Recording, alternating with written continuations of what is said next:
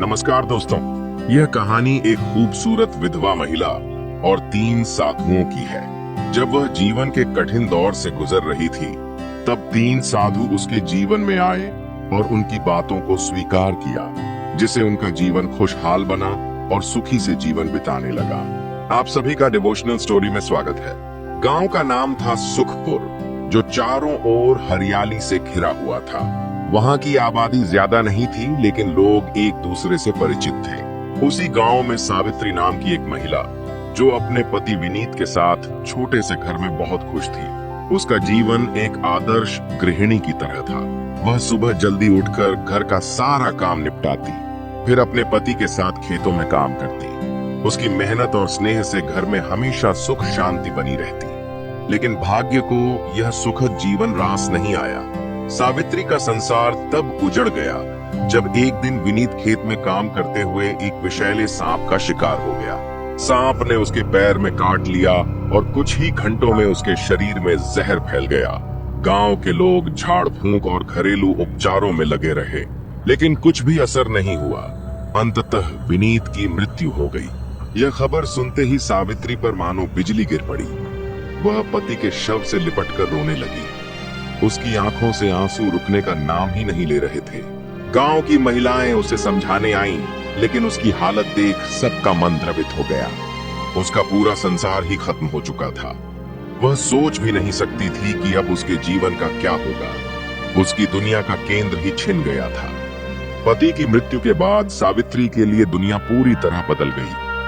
पहले जो रिश्तेदार और पड़ोसी उसे सम्मान देते थे, वही अब उससे दूरी बनाने लगे। एक विधवा का जीवन कितना कठिन हो सकता है, यह अब उसे समझ में आने लगा था। गांव के कुछ लोगों ने उसे सहानुभूति दिखाई, लेकिन अधिकतर लोगों ने उसे मनहूस मान लिया। अब वह अकेली थी, असहाय थी, और गांव में ऐसी मान्यता थी कि किसी स्त्री के विधवा होने का कारण केवल उसके पिछले जन्म के पाप होते हैं। गांव के कुछ अधेड़ पुरुष उसे घृणित नजरों से देखने लगे। पहले जो उसे सम्मान देते थे, अब वही उसे हवस की नजरों से घूरते। वे उसकी लाचारी का फायदा उठाने की कोशिश करते। एक दिन जब सावित्री अपनी जर्जर झोपड़ी के बाहर बैठी थी, तो उसने देखा कि गांव के बाहरी मार्ग पर 3 तेजस्वी ऋषि चले आ रहे थे। वे दीर्घ सफेद दाढ़ी और भगवा वस्त्र धारण किए हुए थे। उनके चेहरे पर दिव्य आभा थी और उनकी आंखों में अपूर्व शांति झलक रही थी। गांव वालों ने ऋषियों के आगमन की सूचना पाते ही उन्हें घेर लिया। सभी श्रद्धा से उनके चरणों में झुके और आशीर्वाद की याचना करने लगे। गांव के मुखिया ने विनम्र स्वर में प्रार्थना की, महाराज, कृपया कुछ समय के लिए हमारे गांव में ठहरे। हमें आपके आशीर्वाद और ज्ञान की अत्यंत आवश्यकता है। तीनों ऋषियों ने सहर्ष सहमति दे दी। तभी उनकी दृष्टि पास बैठी सावित्री पर पड़ी। उनमें से सबसे वृद्ध ऋषि ठहर गए। उन्होंने सावित्री को ध्यान से देखा और बोले, यह स्त्री अपार कष्ट से घिरी है, किंतु इसका भाग्य विलक्षण है। गांव वाले हतप्रभ रह गए। जिसे वे अभागिन और अपशगुनी मानते थे, उसके भाग्य को ऋषियों ने विशेष क्यों कहा? कुछ लोग संशय में पड़ गए, तो कुछ उत्सुकता से ऋषियों की बातों को समझने का प्रयत्न करने लगे। सावित्री स्वयं भी चकित थी। वर्षों से जिस समाज ने उसे हाशिए पर रखा था, आज उन्हीं के सामने एक ऋषि ने उसके भविष्य को असाधारण घोषित कर दिया था। उसके मन में असंख्य प्रश्न उठने लगे। ये ऋषि कौन है और मेरे भाग्य के विषय में ऐसा क्या देख लिया इन्होंने? क्या मेरा जीवन सच में बदलने वाला है? तीनों साधु गांव के बीच स्थित एक प्राचीन मंदिर में ठहरे। यह मंदिर वर्षों से वीरान पड़ा था, लेकिन उनके आगमन से वहां एक नई ऊर्जा लौट आई। गांव वाले बड़ी श्रद्धा से उनके प्रवचन सुनने आने लगे, मगर सावित्री को मंदिर में प्रवेश करने की अनुमति नहीं थी। हर बार जब वह मंदिर के द्वार तक पहुंचती, गांव के लोग उसे दुत्कार कर भगा देते। रात को जब सभी लोग अपने घर लौट गए, सावित्री हिम्मत जुटाकर मंदिर के पास पहुंची। वह असमंजस में थी। क्या सच में साधु उससे मिलना चाहते हैं? क्या उसे भी मुक्ति का अधिकार है? धीरे धीरे उसने मंदिर के भीतर कदम रखा। दीपक की मध्यम रोशनी में तीनों साधु शांत भाव से ध्यान मग्न बैठे थे। जैसे ही सावित्री उनके सामने पहुंची, तीनों ने अपनी आंखें खोली। कुछ देर की नीरवता के बाद एक साधु जिनका नाम वशिष्ठानंद था बोले, पुत्री, तुम हमसे क्या चाहती हो? सावित्री की आवाज कांप रही थी, पर उसने साहस जुटाकर कहा, मुझे समझ नहीं आता कि मेरा जीवन इतना दुखमय क्यों है। मैंने किसी का क्या बिगाड़ा है? तपोमूर्ति देवानंद मुस्कुराए और बोले, इस संसार में कोई भी दुख अकारण नहीं आता। तुम्हारे पूर्व जन्मों के कर्म ही तुम्हारे वर्तमान जीवन को प्रभावित कर रहे हैं। लेकिन घबराओ मत, हर कर्म को नए कर्मों से बदला जा सकता है। सावित्री की आंखों में आंसू छलक आए। उसने कंपाते स्वर में पूछा, क्या मैं अपना भाग्य बदल सकती हूँ? ज्ञान साधक शरणानंद ने उत्तर दिया, मगर इसके लिए तुम्हें कठिन परीक्षाओं से गुजरना होगा। क्या तुम तैयार हो? सावित्री ने बिना किसी संकोच के उत्तर दिया, मैं हर परीक्षा के लिए तैयार हूँ। वशिष्ठानंद ने गंभीर स्वर में कहा, कल सूर्योदय से पहले तुम गांव के बाहर वाले पीपल वृक्ष के पास आना। वहीं से तुम्हारी असली यात्रा आरंभ होगी। अगले दिन यह खबर पूरे गांव में जंगल की आग की तरह फैल गई। लोग अलग अलग अनुमान लगाने लगे। क्या ऋषि उसे कोई वरदान देंगे या कोई श्राप? कहीं यह स्त्री पूरे गांव के लिए संकट का कारण तो नहीं बन जाएगी? कुछ लोग उसे सहानुभूति से देख रहे थे, तो कुछ अब भी घृणा से। मगर सावित्री को इन बातों से कोई फर्क नहीं पड़ा। रात के समय वह गांव के बाहर जंगल के किनारे पहुंची। वहां पहले से ही तीनों साधु वशिष्ठानंद, देवानंद और शरणानंद खड़े थे। हवा में एक रहस्यमयी शांति थी। वशिष्ठानंद बोले, पुत्री, तुम्हें इस जंगल में पूरी रात अकेले बितानी होगी। यदि तुमने भय को पराजित कर लिया तो तुम पहली परीक्षा उत्तीर्ण कर लोगी। सावित्री का दिल जोर से धड़कने लगा। घना जंगल, अंधेरी रात और अनजान खतरे, ये सब सोचकर ही उसकी रीढ़ में सिहरन दौड़ गई। लेकिन उसने अपने भीतर के साहस को समेटा और हामी भर दी। तीनों साधु जंगल के अंधकार में लुप्त हो गए। अब वह बिल्कुल अकेली थी। जैसे जैसे रात गहराने लगी, जंगल का माहौल डरावना होता गया। सूखी पत्तियों की सरसराहट, उल्लुओं की भयंकर आवाजें और हवा में अजीब सी फुसफुसाहटें गूंजने लगीं। अचानक उसे महसूस हुआ कि कोई परछाई उसकी ओर बढ़ रही है। उसका दिल जोर जोर से धड़कने लगा। क्या यह कोई जंगली जानवर है या कोई आत्मा? उसके पैर कांपने लगे। एक पल को लगा कि वह भाग जाए, मगर तभी उसे शरणानंद की कही बात याद आई। यदि तुमने भय पर विजय पा ली तो तुम परीक्षा पास कर जाओगी। सावित्री ने अपनी आंखें बंद की, गहरी सांस ली और मन ही मन कहा, मुझे डरना नहीं चाहिए। मेरे साथ भगवान है। मेरा भय केवल मेरे भीतर है, बाहर कुछ नहीं। धीरे धीरे परछाई धुंधली होने लगी और कुछ ही क्षणों में विलीन हो गई। जंगल अब भी रहस्यमय था, मगर सावित्री के भीतर का भय जैसे झलकर राख हो गया था। पूरी रात वह अपने डर से जूझती रही, लेकिन हर बार उसने अपने मन को शांत किया, अपने भीतर की रोशनी को जलाए रखा। सुबह की पहली किरण के साथ सावित्री ने राहत की सांस ली। जब वह उठी तो महसूस हुआ जैसे उसने कोई नया जन्म लिया हो। कुछ ही क्षणों में तीनों साधु उसके सामने आ खड़े हुए। देवानंद ने प्रसन्न होकर कहा, पुत्री, तुमने अपनी पहली परीक्षा सफलतापूर्वक उत्तीर्ण कर ली। अब तुम्हारे जीवन में बड़ा परिवर्तन आने वाला है। सावित्री की आंखों में आत्मविश्वास की चमक थी। अब उसे समझ आ गया था कि भय केवल मन का भ्रम होता है। यदि हम उसका सामना करें तो वह खुद ही समाप्त हो जाता है। पहली परीक्षा में भय पर विजय प्राप्त करने के बाद सावित्री के मन में आत्मविश्वास जाग उठा। अब वह अपने दुखों को भाग्य की कठपुतली मानने के बजाय उन्हें चुनौती देने के लिए तैयार थी। उसे एहसास हुआ कि जीवन में परिवर्तन केवल इच्छाओं से नहीं बल्कि साहसिक कर्मों से आता है। वशिष्ठानंद बोले, पुत्री, तुमने भय को परास्त कर दिया, परंतु आगे की यात्रा और कठिन होगी। अगली परीक्षा त्याग की है। क्या तुम इसके लिए तैयार हो? सावित्री ने सिर झुकाकर उत्तर दिया, मैं तैयार हूँ। देवानंद ने गंभीर स्वर में कहा, त्याग केवल धन नहीं, वस्त्र या किसी भौतिक वस्तु का नहीं होता। सच्चा त्याग वह है जिसमें हम अपने सबसे प्रिय चीज को छोड़ने का साहस रखते हैं। आज तुम्हें उसी का त्याग करना होगा जो तुम्हारे हृदय के सबसे करीब है। सावित्री का मन विचलित हो गया। उसके पास वैसे भी अधिक कुछ नहीं था, मगर फिर उसे अपने स्वर्गीय पति विनीत की तस्वीर याद आई। यही एकमात्र निशानी थी जो उसे उनके प्रेम की याद दिलाती थी। जब भी वह अकेली महसूस करती, इस तस्वीर को देखकर सुकून पाती थी। उसकी आंखों में नमी आ गई। कांपते स्वर में उसने पूछा, क्या मुझे अपने पति की तस्वीर छोड़नी होगी? शरणानंद मुस्कुराते हुए बोले, यदि वही तुम्हारे लिए सबसे प्रिय है तो हाँ, लेकिन याद रखना, त्याग तभी सार्थक होता है जब वह पूर्ण मन से किया जाए। जब तक तुम स्वयं इसके लिए तैयार नहीं हो, हम तुम्हें बाध्य नहीं करेंगे।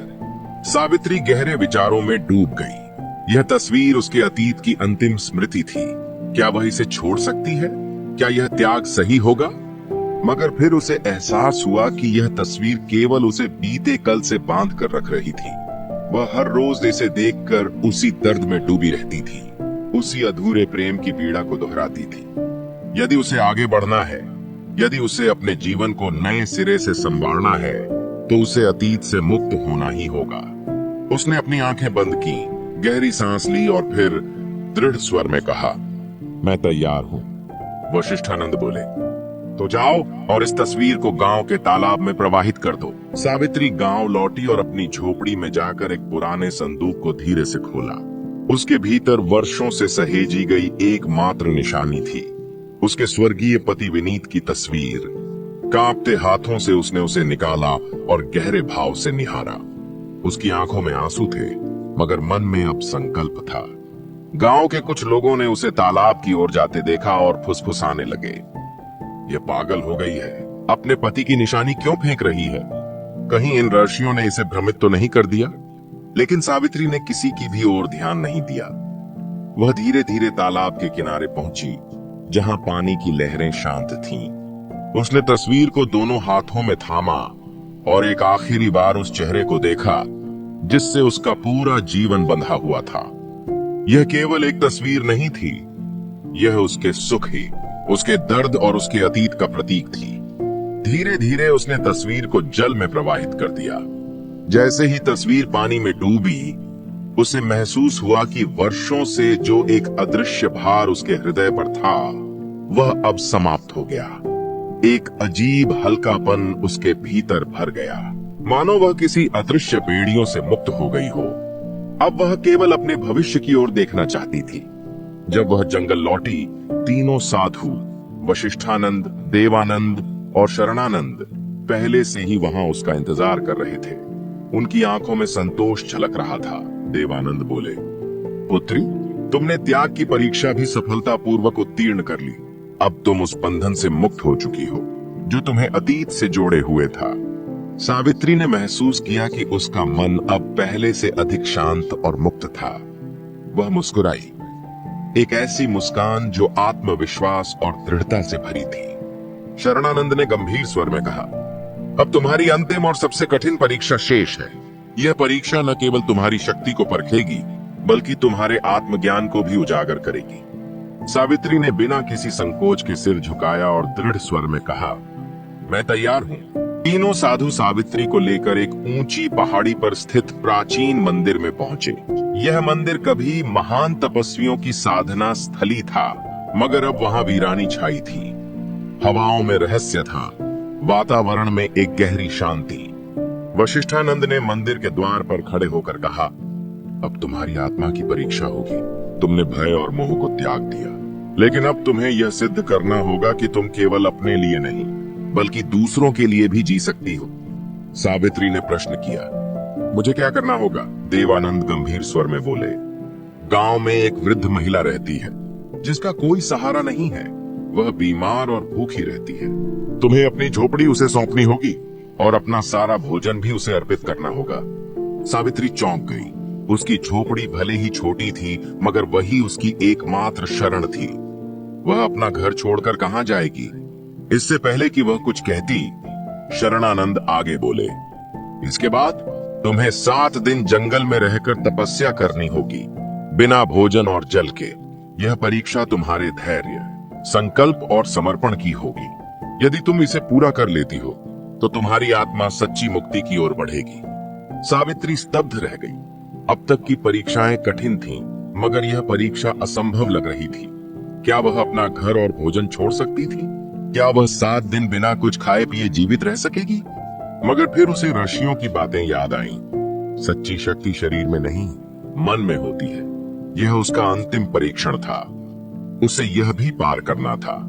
उसने संकल्प लिया, अपनी आंखों में दृढ़ता भरी और कहा, मैं यह करने के लिए तैयार हूं। सावित्री ने बिना किसी संकोच के अपनी झोपड़ी और भोजन उस वृद्ध महिला को अर्पित कर दिया। गांव के लोग यह देखकर दंग रह गए। यह क्या कर रही है? अपना सब कुछ क्यों छोड़ रही है? कहीं यह सच में ऋषियों के प्रभाव में तो नहीं आ गई? लोगों की फुसफुसाहटें उसके कानों तक पहुंची, मगर उसने बिना कोई उत्तर दिए अपनी राह पकड़ी और जंगल की ओर बढ़ गई। पहला दिन कठिन था। भूख उसकी चेतना को झकझोर रही थी, मगर उसने अपने विचारों को भटकने नहीं दिया। वह एक वृक्ष के नीचे बैठकर ध्यान में लीन हो गई। दूसरे दिन उसे प्यास ने सताना शुरू किया। होंठ सूखने लगे, शरीर थकान से भर गया, मगर उसने अपनी इच्छा को वश में रखा। उसने स्वयं को समझाया, यह बस शरीर की एक परीक्षा है, आत्मा को इससे क्या लेना देना।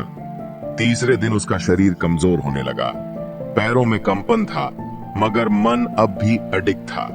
उसने हार मानने से इनकार कर दिया। चौथे दिन उसे लगा कि अब वह और सहन नहीं कर पाएगी।